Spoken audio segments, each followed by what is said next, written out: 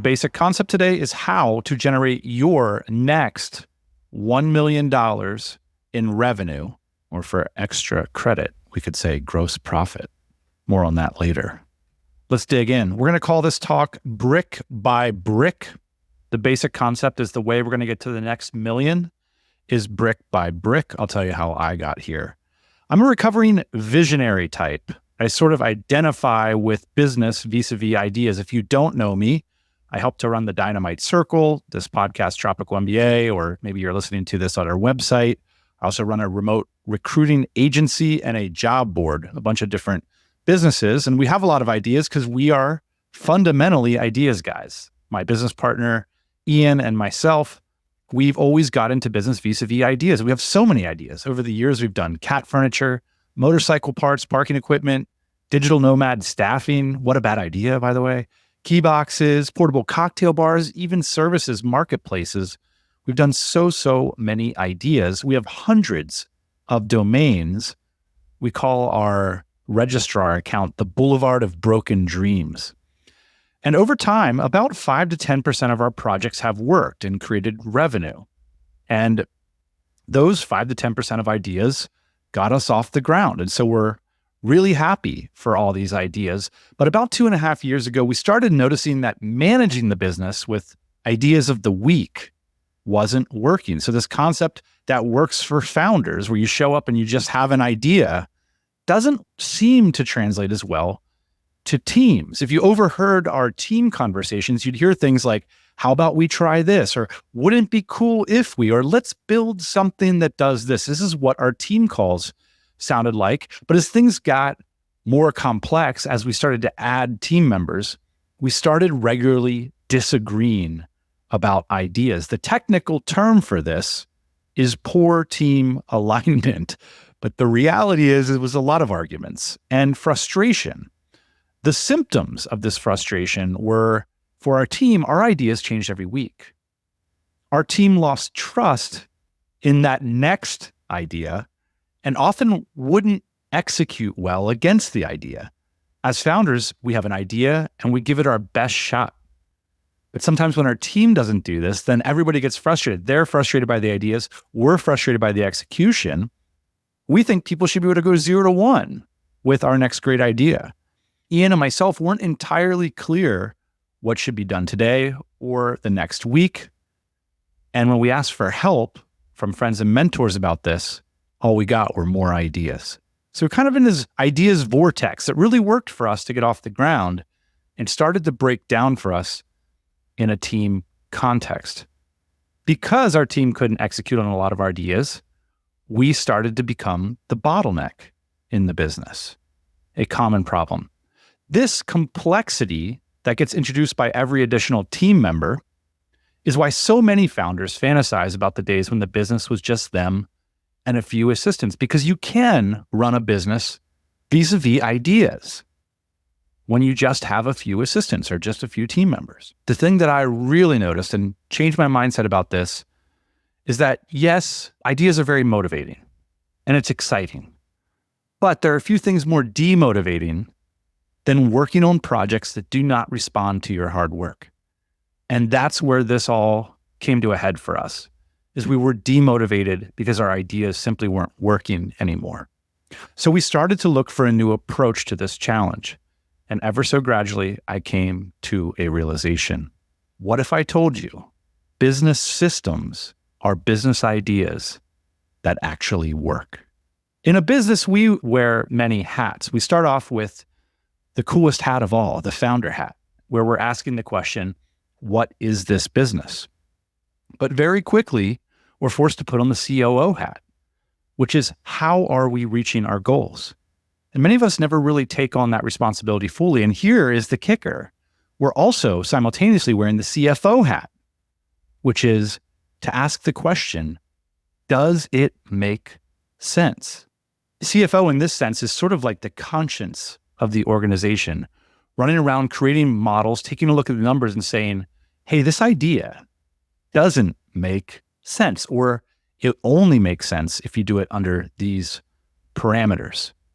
Now, this framework for thinking about business or business systems in general are hidden in plain sight. And I think they're an opportunity for us. These systems have worked for so many businesses for such a long period of time that many sophisticated operators don't take the time to mention them at all. But when I lift up the hood under elite businesses, they have this stuff in place. So the question is, can we get it in place sooner and benefit from it in order to make that progress to our next $1 million in sales? When we took this stuff seriously and got serious about systems, we have grown 35% year over year for the past 3 years. Not too shabby for bootstrappers. This talk starts at the beginning of that growth trajectory and this insight, this mindset change. And we're going to talk about specifically what we did and what I think could work the best for others trying to emulate this change. So how it all began for me is a call for help and using the time-tested strategy of talk to people who've done what you wanted to do. And so I started calling around and I came across this guy named Andy, who I met through the Dynamite Circle. And he had recently sold a business called Student Loan Hero for $60 million. Not too shabby. That's a few more than 1 million. And when I called him, he didn't tell me stories of big ideas or deals or breakthroughs that they had. He said he decided to take a leap of faith into building systems. And he described it as a leap of faith, that they were going to get to work on building the systems of the business to reduce conflicts and to increase alignment. He said it was like joining a cult. Like there was this belief change that needed to happen, that no longer was it the inspiration and ideas focused, but it was going to be this more systems focused. And he said, brick by brick, we were going to build this company. It kind of stuck with me, this idea of brick by brick, because it was reliable. It's not like an up and down thing. It's like brick by brick. There's a reliable path to the next $1 million in sales. And that's what resonated with me, because we were experiencing the exact opposite. Motivation one week and a lack of motivation the next week. Execution one week and a lack the next week. So this concept of building the business reliably really appealed to me. And so again, this is happening, 3 years ago. I started digging into systems and operations. I read all the books, Clockwork, Traction, Scaling Up, Working Backwards, Turning the Flywheel, you name it. I went on this systems deep dive. And one of the things that Andy said to me on that call was that at the time of Student Loan Hero, they had spent 2 years implementing the Scaling Up systems. By the time they sold the company, they weren't even through the program. Like this is an enormous, daunting, this is like 100 bricks. If we're going by brick here, it's like a ton of bricks. And so I was like, well, we're not that big. And at the time Andy started doing all this, by the way, they weren't that big either. This is relevant for any company with $500,000 in revenue or more to get started on this stuff, and maybe even before.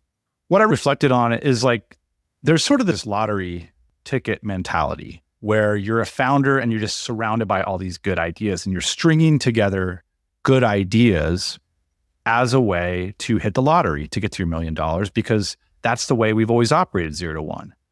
But the approach I heard from Andy was more like, you've got your good idea. You probably have an idea right now that's going to get you to your next $1 million.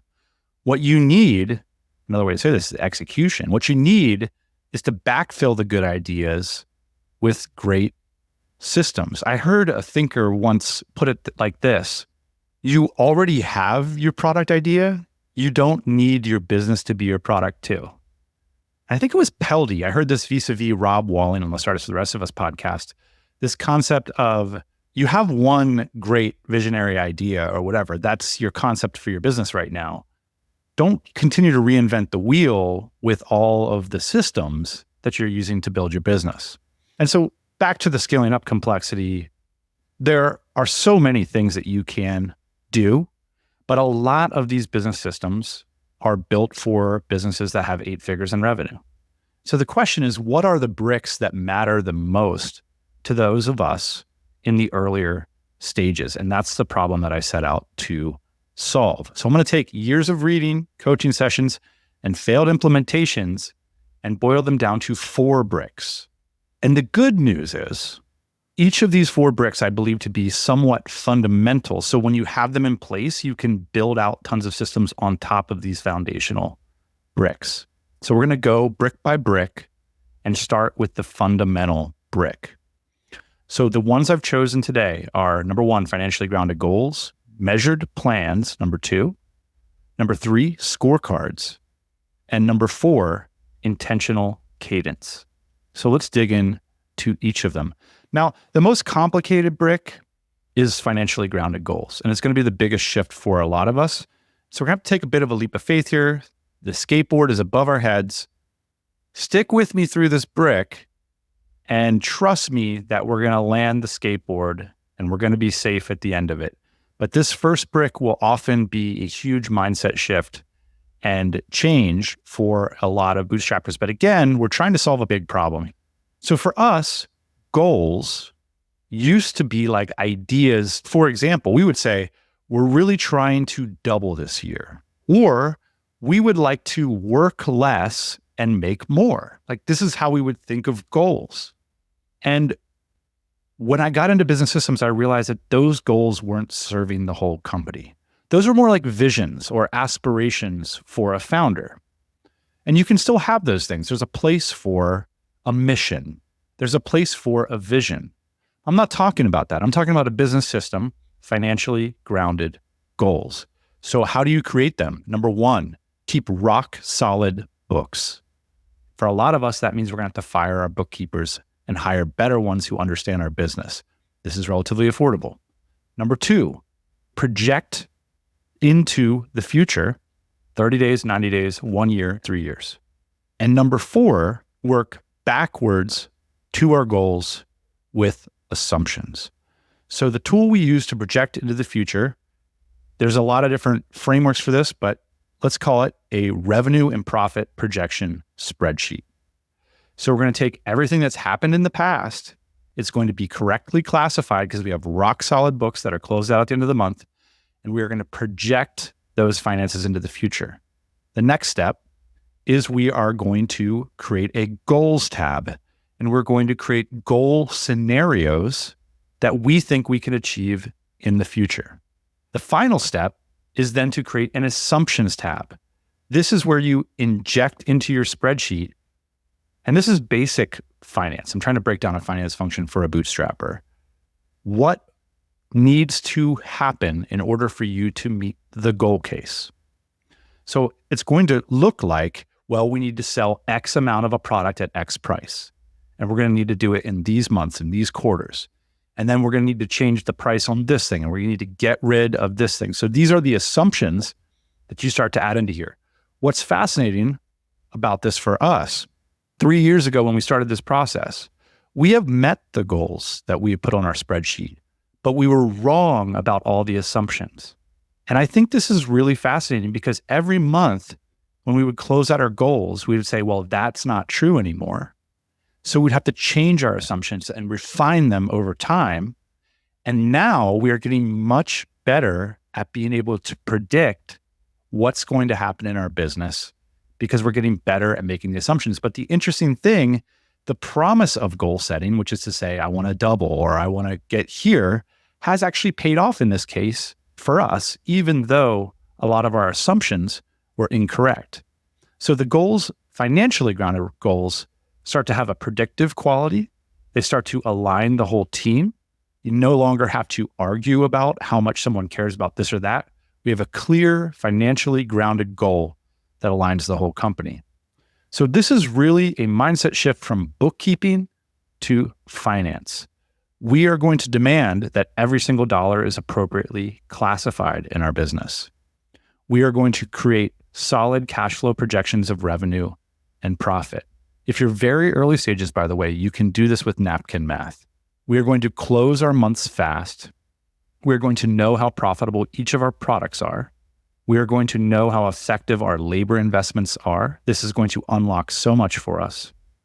And we are going to include in all of this a market rate owner's salary included in all these models, because so many of us use our own time and energy for either delivery or customer acquisition. We want to understand how much that is actually costing us and what our business model truly looks like. we're going to start to keep 2 sets of books, one for the government and one book for how we operate the business. Typically, our bookkeeper is preparing books for the government so we can pay an appropriate tax rate. But that's not good enough for financial planning. The reason is, one common example is for our tax returns, a lot of us might elect to make a strategically lower salary, which is in many cases appropriate for a business owner. But that's not your true business model. If you have to replace yourself, you have to go out into the market and pay a high wage. We need to understand how that wage translates into our business model. It's another way of saying we want to make sure we're not building ourselves merely jobs, but that we're building an investable asset that scales. Many listening today, and myself, assume that doing all of this is more expensive than it is. But it's not really. A rule of thumb is that you should be investing 1% of your revenue or 10% of your profit into this building, burgeoning finance part of your business. But if that's not enough budget for you and you're in the early stages, I recommend strongly hiring an expert for a limited consult and then maintain that system you've built with that expert with a bookkeeper that truly understands your business, that isn't shocked by different expenses. They know where things get categorized so that the financial system you've built is something you can trust and rely on a month-to-month basis. Another objection is like, well, I'm too young of a company for this. It might be too expensive for you not to do this. This is extremely powerful in the early stages. Why? Because you can be clear about your business model, especially your customer acquisition cost relative to your estimated LTV. Can you boil that down right now in your business? You can start to face down your business model demons. And guess what? Business ideas will emerge off of the back of this financial truth. Does this business even make sense? A lot of us are working on projects that do not make sense. We want to know this information sooner. Why? Because the punchline is often the business doesn't work without the founder, or that it will not scale, it'll always be costly to operate, or the market isn't big enough. If the answer is bad, you especially want to know now. A lot can be figured out, but we have to know the problem first. Had I done this earlier, say 5 years ago, I would have accelerated our progress almost certainly, and I certainly would have saved ourselves hundreds of thousands of dollars in wasted resources, because I would have headed off the business model challenges right when they appeared on our profit and revenue projections. Specifically, we didn't always count for the true expense of customer acquisition. And had we known the cost of customer acquisition a little bit earlier versus wish thinking and having an intuition about it, we would have been able to save ourselves a ton of money, and we would have seen so much upside. So I really encourage everyone to attempt to do this as early as possible. You can find talent in LATAM, $10 to $20 an hour, bookkeeping talent that is in-house. Think about the alignment differences between a lot of bookkeeping firms.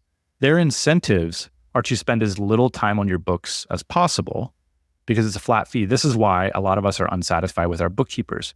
Whereas if you're paying somebody hourly in-house, their incentive is to maximize the amount of time they're working for you. So they will take that extra time to make the appropriate classifications, to put things in the right columns so your projections make sense. That's a great ROI for you in most cases, especially at $10 to $20 an hour, because now you know what you're building and you can adjust quicker. Also a tip, hiring a head of finance is much more affordable than you think. For a lot of us, this is going to be a part-time role. You can find people $25 to $100 an hour, and they can provide this sort of financial guidance to you on a part-time basis. All of this compounds. This is why this is the first brick. Great systems compound by unlocking tools you can use to make better decisions. One example, we use labor efficiency ratio. This is a super simple framework that you can work on even without a finance function. We've stopped thinking about team members as somebody we can afford, and we've started to think of team members as someone we can ROI. Is our investment, and our largest investment in business for most of us is going to be labor. Are we returning that investment? our job as bootstrappers is to be as efficient with these labor investments as possible. We can start to do this right away using labor efficiency ratio. We can also use positive constraints, things like a salary cap. Bill Belichick is famous in the NFL for using a salary cap, which basically means you can't just go out as a bootstrapper and pay market rate for all the wages in your company unless you have a ridiculous LTV to CAC ratio. So what we're doing is we're introducing positive constraints into the system and saying, look, based on the business model we're seeing here, we can only spend $100,000. We can only ROI $100,000 of team. So how is it best to invest that? It leads to a lot of creativity. And this is something worth having business ideas about. Also, we can estimate our enterprise value. How much is your business worth today? Or how much is it going to be worth in 12 months? For a lot of us, this will unlock abilities to, say, take a little bit less salary right now in order to invest back in staff. We know exactly what our capital cycle is. When will that money come back to us? We just want to make sure that we're being as efficient with our money as possible. This will save us time and money. We want to know, well, now if we adopt this brick, we will always know exactly when a good time to hire is. This will start to show up on our revenue and profit projections. If we meet these assumptions, we also plan that we need to bring somebody in, in 2 months. So we can start to plan for that. We'll also know when to take distributions. Now Ian and I know exactly when we meet the assumptions, the goals, we know exactly what our distributions will look like and when they will occur. Bringing in a head of finance part-time or a bookkeeper, these personnel can often pay for themselves within just a few months. In our case, our head of finance found a $16,000 mistake, an opportunity, because again, they're asking the question, does it make sense? They found something that did not make sense, and we saved that money and paid for a good deal of their wage in just one shot. It can happen for you too. Also, it's important to note that a good head of finance works for the shareholders. So, there's often the setup in a company where you hire a personal assistant and then they end up working in the business and they're not assisting you. In the case of a head of finance, part of their role is to assist the shareholders of the company, aka the founders. In our case, they're assisted by an in-house accountant, and they manage our personal CPA, our banking partners, our secondary businesses, also our primary business. So in an important sense, they're off of the core org chart and they're working directly for shareholders. Why is this important? Because they put a constraint on us just injecting unlimited cash into the business. You hear advice out there that says, oh, I lived poor and I put all the money back into the business. Well, guess what a good head of finance is going to ask? Does that make sense? Because now we know your business model and we know how much capital you're returning on your investments. We know how efficient you are. So maybe that capital should go into the stock market until you figure out a better business model. That could be one potential outcome of this. So again, if you can't afford a head of finance right now, which is way more affordable than most of us think, you can do this with coaches and consultants. Have a quarterly setup where you're taking your revenue and profit projections to a coach, to a consultant, to help put this constraint and this does it make sense judgment system into your business. Okay, so you want to grow by $1 million? Show me exactly how. Create financially grounded goals. And we're going to put this all on spreadsheets. Another way to think about this is we are turning our business and representing our business into a spreadsheet and on a spreadsheet. If you object to this saying, I'm not a numbers person, guess what? I'm not a numbers person either. That's not my identity. But the moment we get into business, we are. And so this is an incredible toolkit, undervalued by a lot of founders and definitely leveraged by elite companies and elite founders. So I encourage you to do so as well. Okay, that's a big brick. I understand we've landed the skateboard. We're going to get back into stuff that is a little bit easier for a lot of us. But I took the time to go through this first brick in detail, financially grounded goals. We could easily do multi-day seminars on this. It's important that you find the time to take this seriously and find a time to get it done. And for a lot of us, it could take a multi-month process to go back and redo our books and to get the business onto a spreadsheet. But it is like a Rubicon moment. There's a before and there's an after. And the sooner you can get to after, the easier your job is going to be. Okay, so we got our first brick in place. Let's move on to measured plans. Does the company have clear plans to achieve the goals? The easiest plan is a company scoreboard. A scoreboard is simply a slide, a spreadsheet, a document that ideally on a weekly basis represents to the entire team the metrics that matter most in the business and the metrics that you as the founder consider to correlate most directly to the financially grounded goals. And a simple scoreboard represents those values in green, orange, or yellow, and red. Green is we're on track. We don't need to talk about this. We're going to meet our goals. Yellow is, oh shit, we're off track somehow. The person who's responsible for this metric needs to speak for it and let us know how we're going to get back on track. And red is, okay, we need to go back to the goals and reevaluate either the goals or the assumptions because something's off here. The way we think we can get to these goals was miscalibrated. We're not going to get there. We got to find another way. Back to the top, this is how Ian and I got to those end goals, even though some of the metrics we thought or assumptions we thought would get us there turned out to be red on our scoreboard and not working out. And so we had to completely retool things. Now, ideally, plans would be more sophisticated than just a simple scoreboard. But again, we're going brick by brick, step by step. We want plans that are measured, accountable, and capitalized. As one of my favorite business philosophers, Jay Abraham, says, there are only 3 ways to grow a business.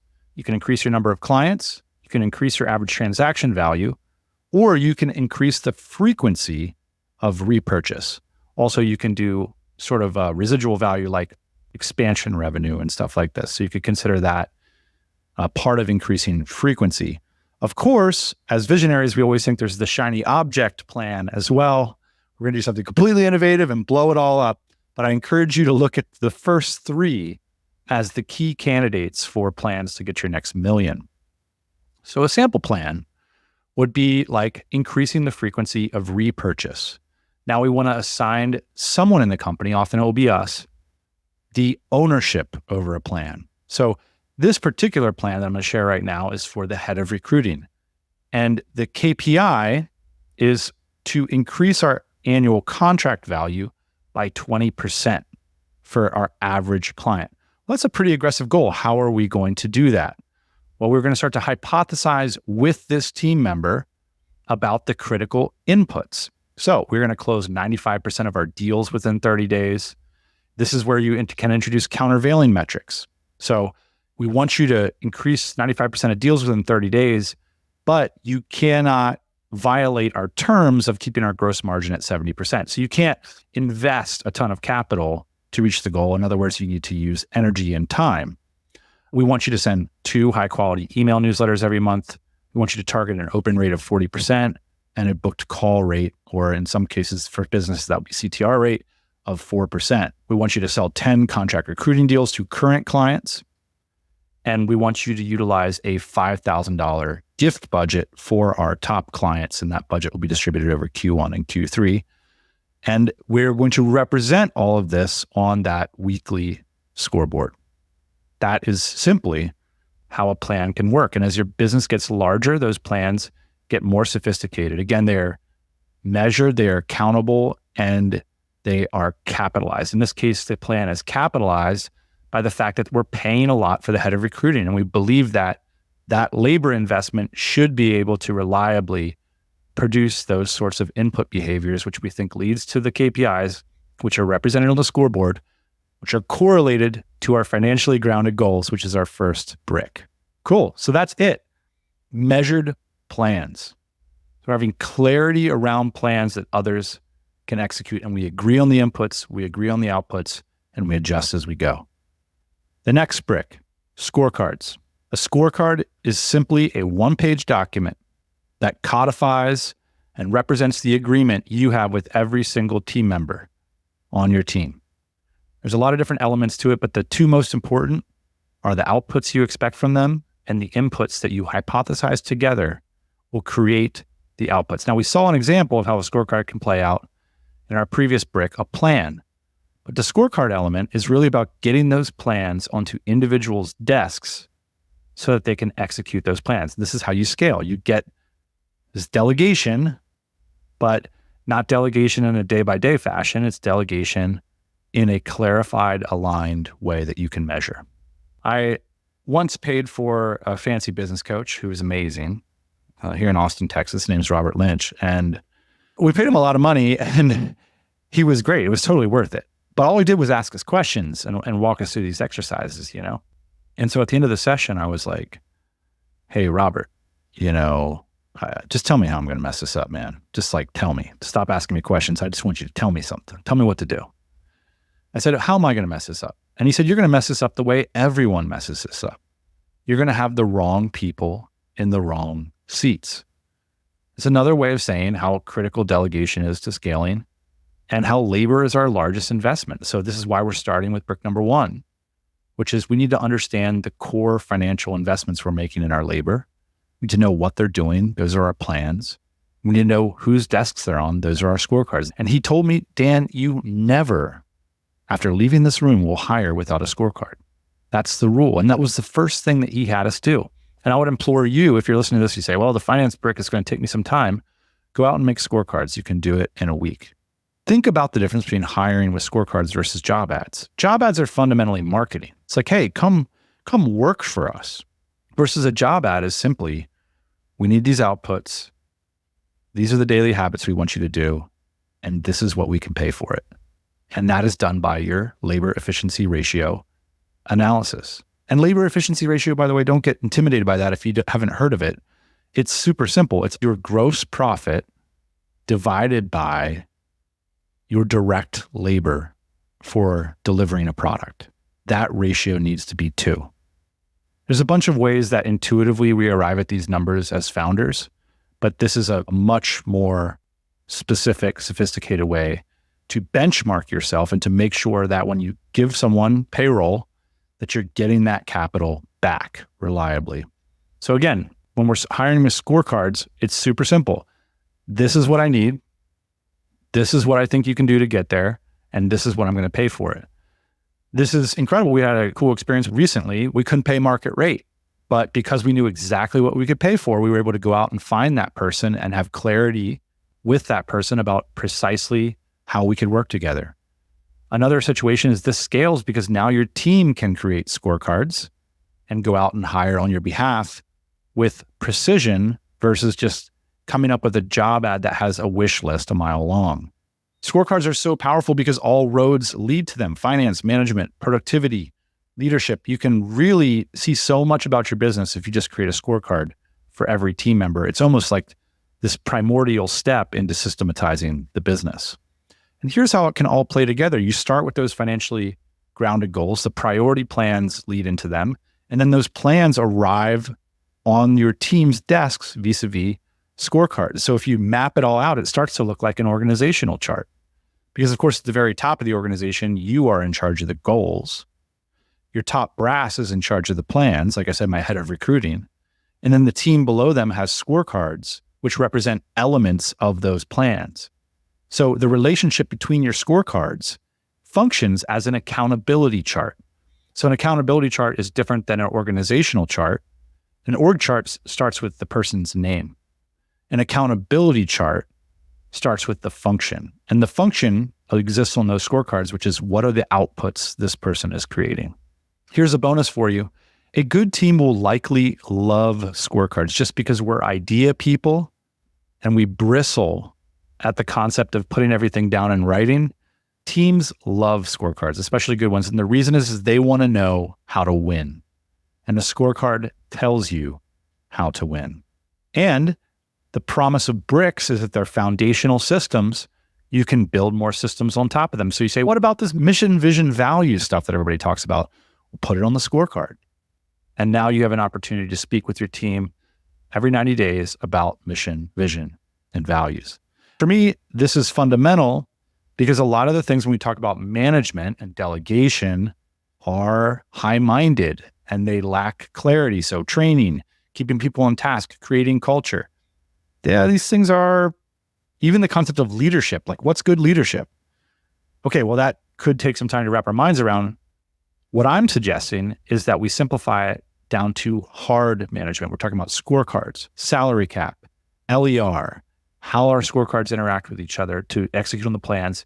This is something we can really grab onto and do something about in a numbers-oriented fashion immediately. There are some soft elements, though. At the end of the day, scorecards are about accelerating critical conversations. So you're clarifying the contribution with each team member. And guess what? Because you have the system built, you know exactly what you're missing out on if someone isn't meeting their outputs. So it's one thing to say, oh, the vibe's off, they're not listening, so-and-so is not productive, or we're not feeling great about this person. It's another thing to say, because these outputs aren't being met, look at the financial projections here. Here's exactly what this entire company is missing out on because this person isn't meeting their goals. It really helps you to accelerate the difficult conversation that so many of us know we need to have. Okay, so we've covered financially grounded goals, measured plans, and scorecards. We're on to our final brick, the intentional cadence. So the principle is simply this. Once you've got simplicity and alignment, you can move faster. So again, we're assembling these 4 bricks to address the core problem at the top, which is the frustration of ideas-based management. Of how about this? How about that? Let's do this. Now everybody knows what we're doing. Everybody's aligned, has clear expectations. Now we can move faster. So how do you develop an operational cadence? We use the framework of meetings with agendas. Now you can also do it with async check-ins. There's a lot of systems around this, but the most simple one is a meeting. And the question is, when do you have meetings? What are they about? What is the agenda? And what decisions are being made in those meetings? So 3 years ago, when we started this, we were only really talking about our goals once a year. We were looking at our money once a year, like, okay, how much taxes are we going to pay? We didn't really have plans. And then we talked with the team every week about sort of what's on the plate. And that's where we shared these ideas and got frustrated. So we started to evolve things where now we were getting an outside consult twice a year. We were setting goals twice a year. We're looking at our money quarterly. And we were continuing to do this coordination weekly, which is not super satisfying. So nowadays, we're getting the outside consult twice a year. We're resetting our financially grounded goals twice a year. We're actually looking at our money and therefore our assumptions every single month because we've got this financial brick on rails.